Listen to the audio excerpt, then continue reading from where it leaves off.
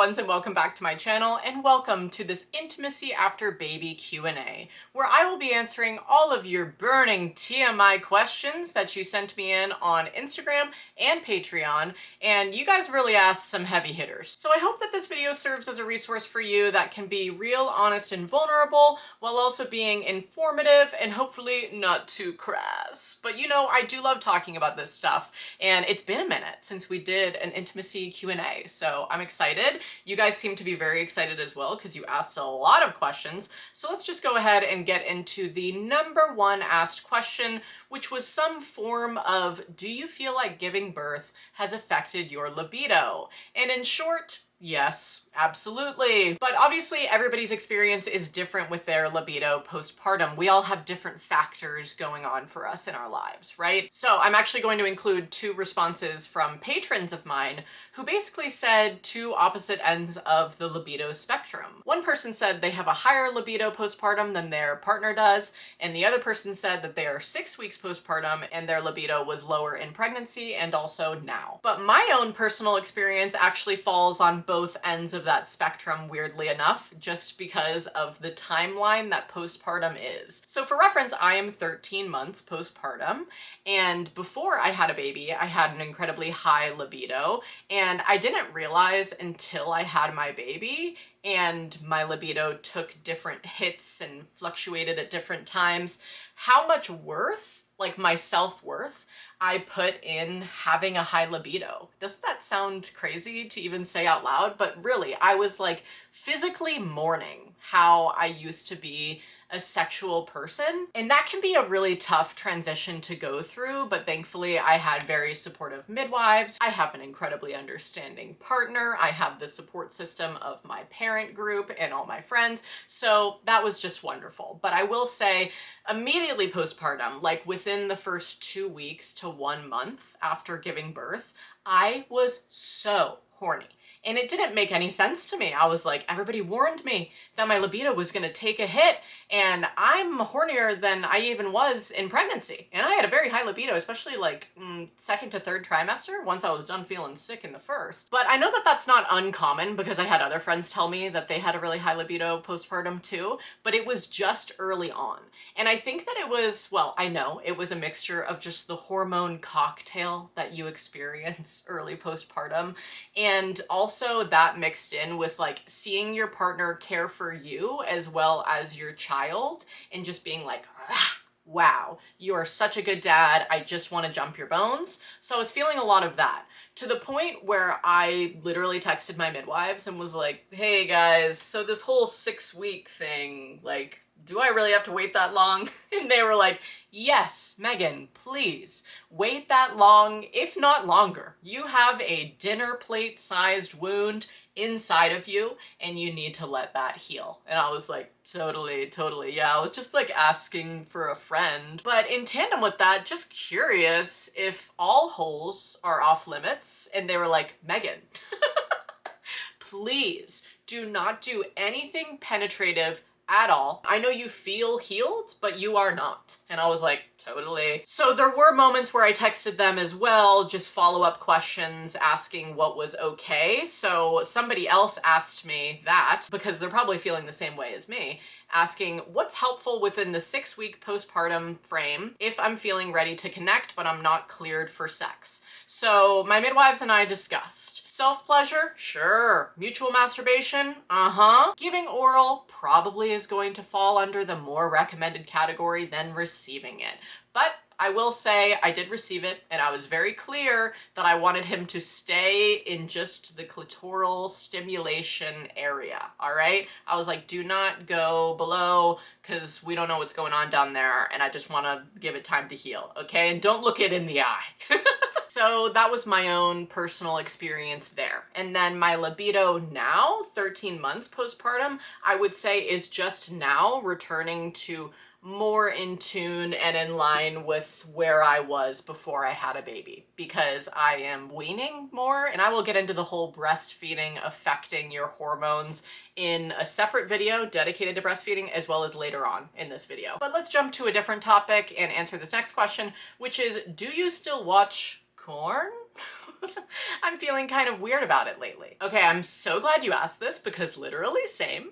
And I pretty much am exclusively listening to erotic audio stories these days because ever since I had a baby, I feel like I genuinely can't focus on other people's sex, let alone my own. And audio stories allow me to just close my eyes and actually drop into my sexuality more fully. But I feel that erotic content in general, specifically when it's female friendly and not male gazy, can actually support the transition out of mom and into person who can be flirty and sexual, even if it takes a little bit of time. So truly, the only sexy time resource I am browsing at all is Cheeks. They're an ethical sexual wellness subscription platform that brings together 3 powerful elements: expert-led education on their Pleasure Academy, intimate female-friendly films, and spicy immersive audio stories. One of my personal favorites is Wild Camping, if you want to listen for yourself. All of their content is behind robust security measures designed to empower you to explore your sexuality in an inclusive and safe space that is completely private. I love Cheeks because their content is so far from the unrealistic male-centered content you usually find online. I can always find whatever I want on the platform and nothing that I don't, because let's be honest, it's sort of the worst when you're browsing a site and see a jarring title or thumbnail and it just immediately kills the vibe. But I don't have to worry about that on Cheeks at all and feel content knowing that their performers are treated with respect,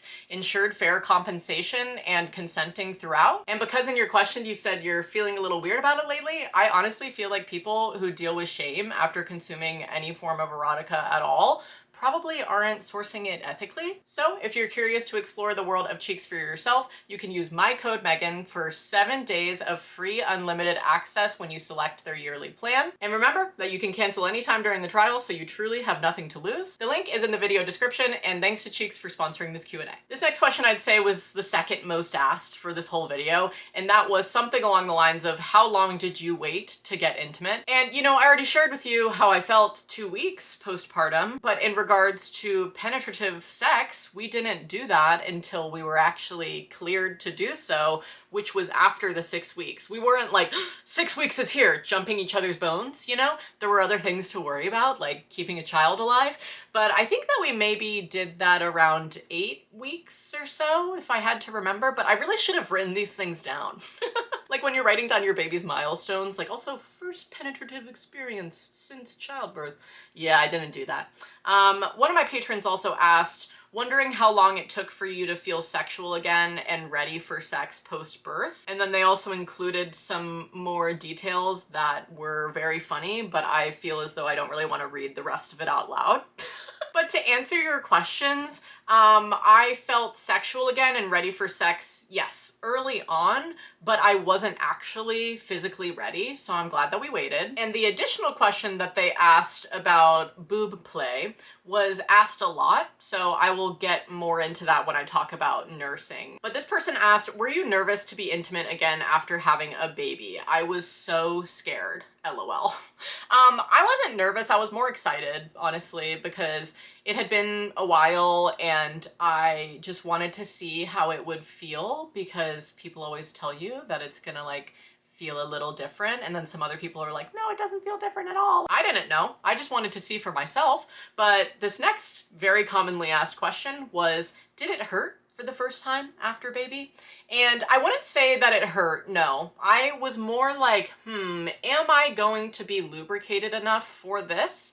And I was sort of shocked that I was, because months later, and still sort of now, I am still dealing with some dryness. So I just feel like the hormones fluctuate so much over different periods postpartum, and you can just never really tell. But obviously you should have adequate lubrication nearby. And you know, my pelvic floor PT recently asked me, do you feel comfortable asking for lubrication if you need it? And I genuinely had to take a step back and be like, whoa.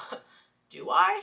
No. I don't think that I've been giving myself the permission to ask for that because of this weird thing in my brain where I'm like, I just want it to be the way that it once was. You know what I mean? Why can't I go back to the same lubrication that my body used to create before I pushed a baby out of my vagina? Why can't I go back to that, huh? And so I think it's sort of like me mentally rebelling against my body in not asking for that. Like, I've thought about this a lot since she asked that, because I have an incredibly supportive partner. He would get whatever I asked in that form to make me more comfortable. He wouldn't be like, you want to feel more lubrication? No! Like, that's an absurd thing. So it's like, why am I putting those mental blocks on it for myself? It's so weird. But ever since she asked that, I've been like making the point to ask for specifically that when I need it. And the other question on everybody's lips is, can Finley feel the difference before versus after? I got asked that a lot. And I just have to say, I obviously was a curious cat after the first time that we returned to doing the hanky-panky postpartum. And I said, does it feel different in there? And he was like, no, I don't think so. And I don't think he was lying. So, you know, he's not here to answer for himself. Did sex feel different for you postpartum, like physically?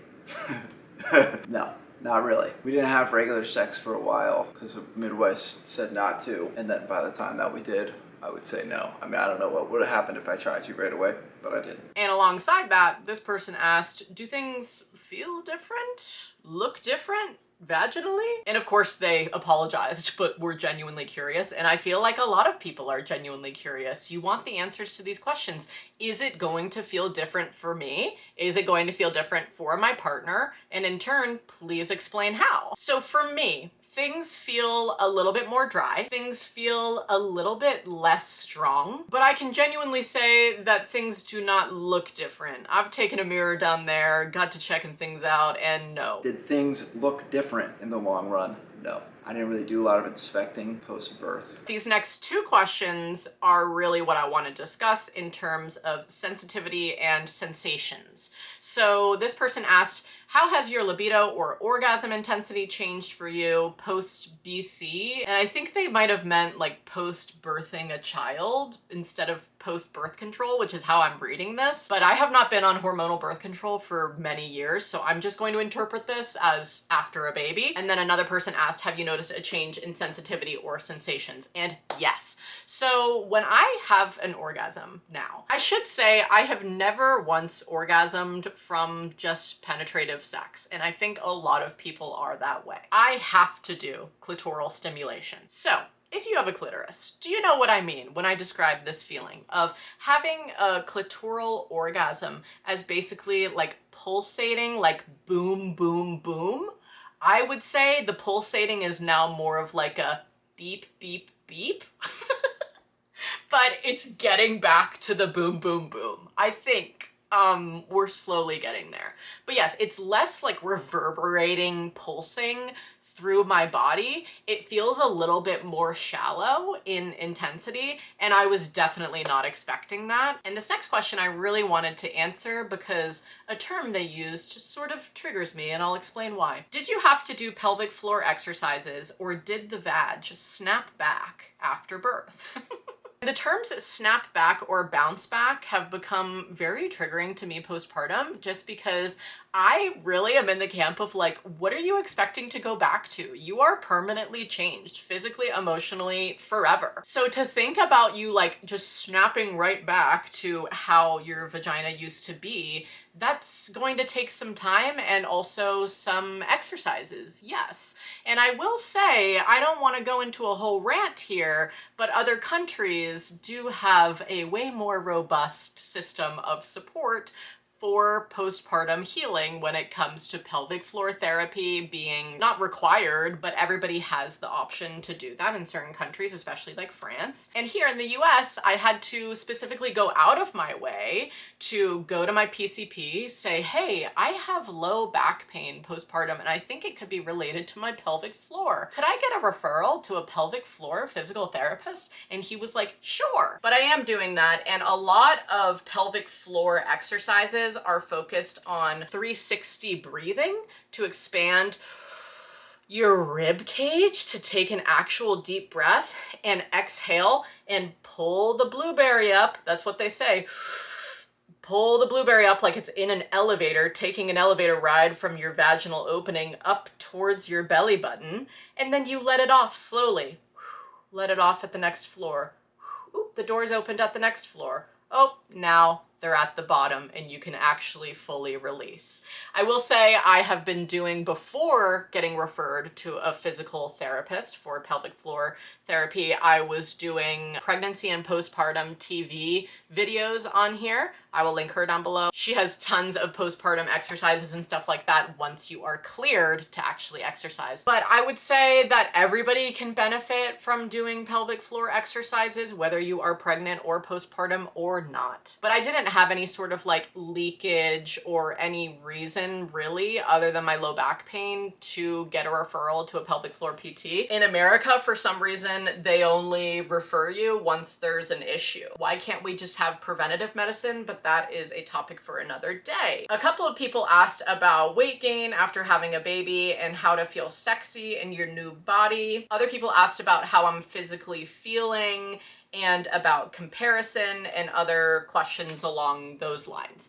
So let me just say, I don't know how much weight I gained in pregnancy because I didn't ask to be made aware of those numbers. And my home birthing midwives didn't weigh me, but the hospital where I got my ultrasounds done and all of those other care things, they did weigh me, and whenever they did, I would say, hey, you can write the number down, but I don't want to know it. Because I didn't want to have this number of like, I gained X amount during pregnancy and now I have to lose that or something. Like, I just knew that I personally would mentally get in my head about those numbers. And when it comes to body confidence with weight and different body changes, I've made many a video about this topic over the years, but I've never done that since having a baby. But I did talk about these things sort of in my closet clean out when I got rid of like over 100 items because they didn't fit me anymore.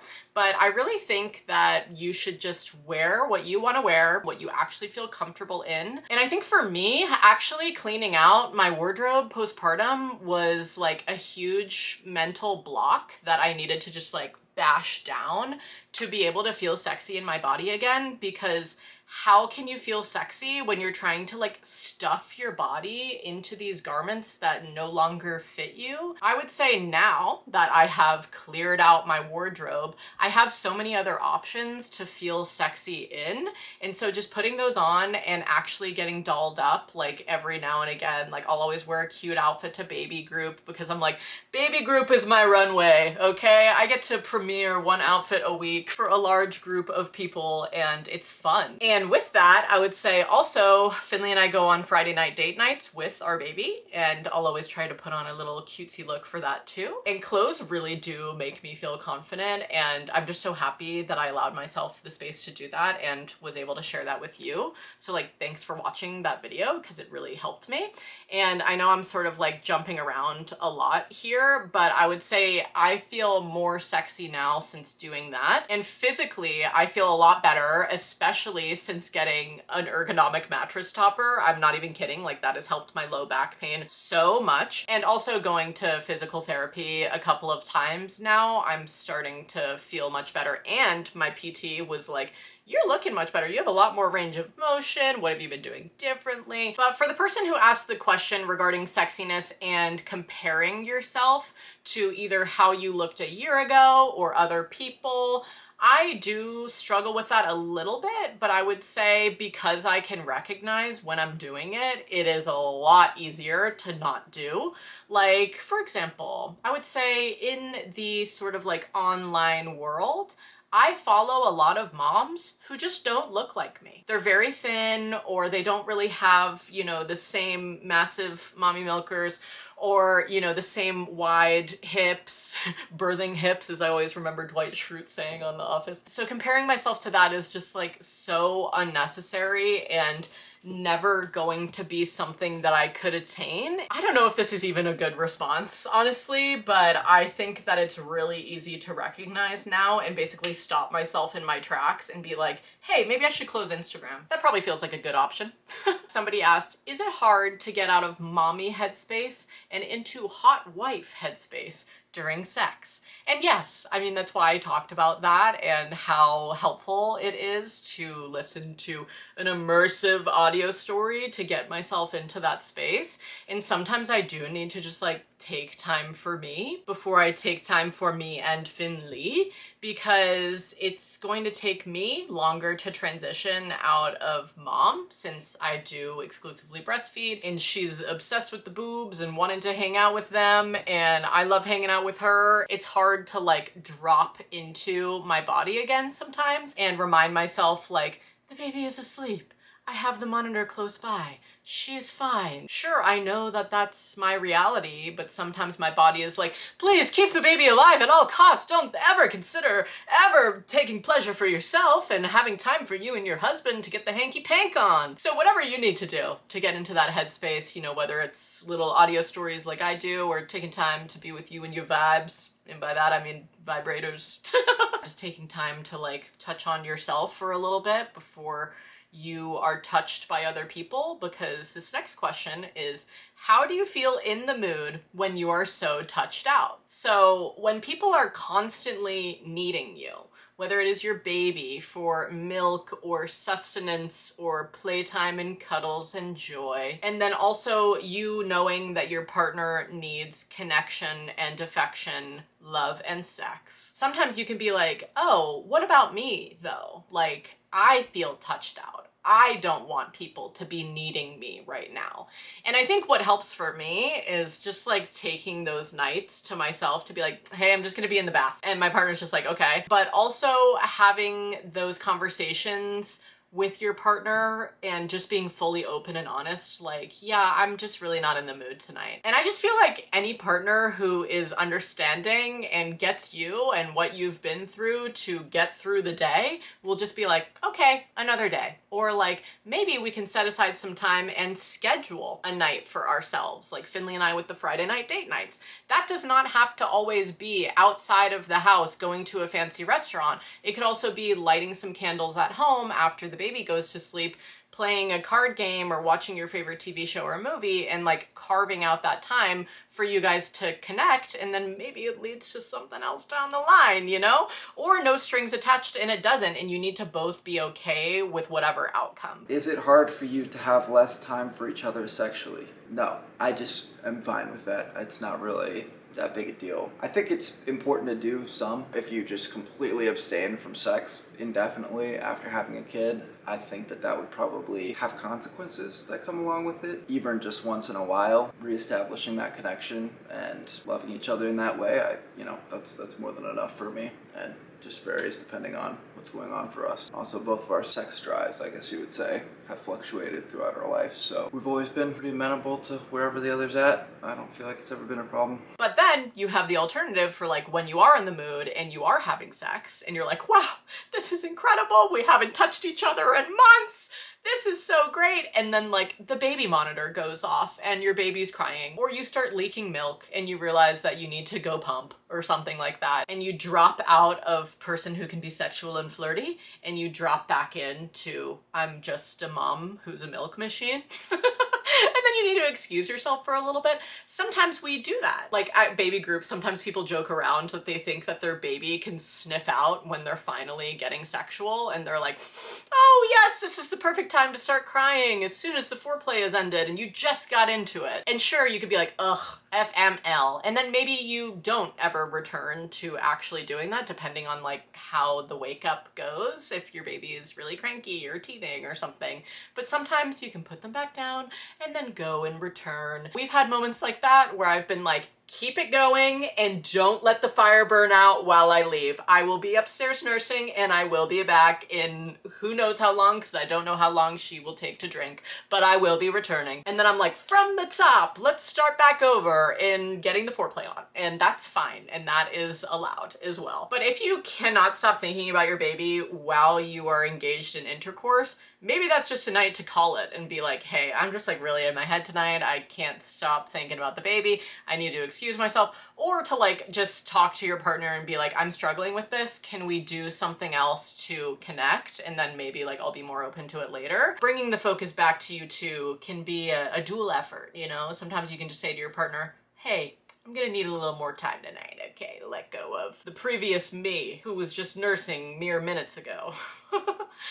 This question I actually loved because there's so many questions in this Q&A about like, what's different, what changed, these sort of like mourning feelings about letting go of your old high libido self or that body that you were able to drop more easily into and now it takes a little bit more time. But this question is just, has anything gotten better or steamier after having a baby? And yes. Thank you for asking this so I can just dwell on this for a little bit longer, because what's gotten steamier is my attraction to my husband, okay? Not only because he's an amazing father and partner and support system for me, but also just like the want to jump his bones is higher. I think as a result of being now a family of 3 compared to just the 2 of us, it's like we know that those moments are fewer and far between. So when they come, I'm like, oh my gosh, this connection time, I love it, you know? But yes, I do feel like things are steamier once they get going because it's just like, oh my gosh, I haven't touched you in so long. Or somebody else has been touching me in a different way for a while and now I'm ready to return back to this, you know? And in line with that connection theme, someone asked,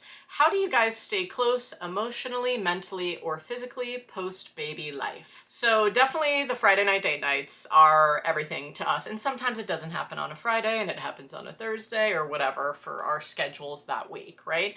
But we always try to carve out that time.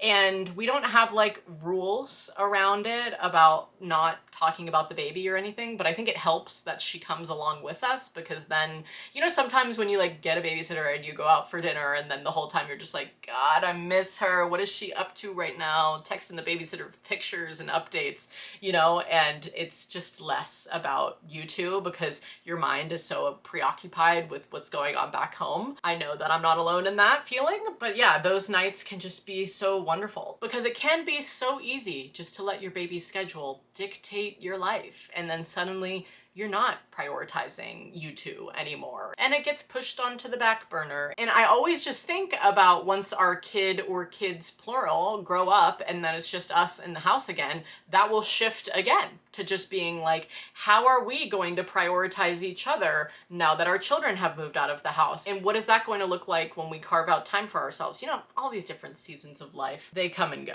But getting creative and making time for the 2 of you, I highly recommend. This next person says, this might be TMI, spoiler, it is, but I'm curious because you talked about having a pre-birth. Did you have any complications with that end after birth? Curious minds want to know. Oh, not me talking about Hemis online, but yeah, that is something that you need to keep in mind, okay? And flash back to an early question in this Q&A when I texted my midwives and I quote, what about other holes? And they were like, Meghan, please no. The next time that they came over for one of my home visits, one of my midwives was like, and she had a little clipboard, how are your hemorrhoids? And I go, hemorrhoids? I didn't know I had any. And she was like, you didn't take a mirror down there, I assume. How are you supposed to see them? But most people, because of the pushing that happens in labor, sometimes you push out a little bit of yourself as well when you're pushing out your baby. Let's just say that. And more power to her for checking in on that question and asking me that because I truly was just in denial. I did not know that that happened. That's why I asked that question about other holes, okay? Let me just say that. And I wouldn't have asked that had I known that that was happening down there.